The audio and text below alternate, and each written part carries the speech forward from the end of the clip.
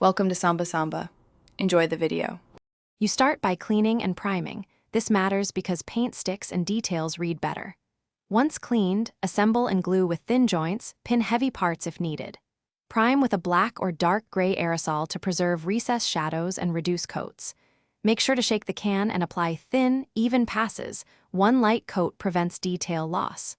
Let the primer cure fully, usually 15-30 minutes, before moving on, because wet paint will flake and ruin the base coat. You now lay down base colors to build contrast. Start metallics with a mid-tone silver so highlights pop later. Once the silver is dry, apply a black or neutral wash, Nuln oil into recesses to read as depth. Use a fine brush to avoid pooling.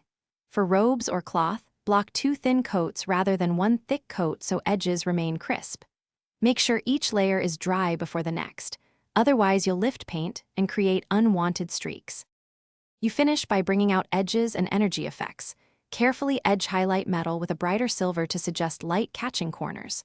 For Necron green glows, paint a bright green base, then glaze with thin darker green to create a smooth falloff. Add a tiny white dot for a specular highlight. Once satisfied, apply a matte varnish to protect the model and reduce shine, then selectively gloss the energy lenses if you want a wet, emissive look. If paint flakes, reprime. Thanks for watching. Consider subscribing if we helped you.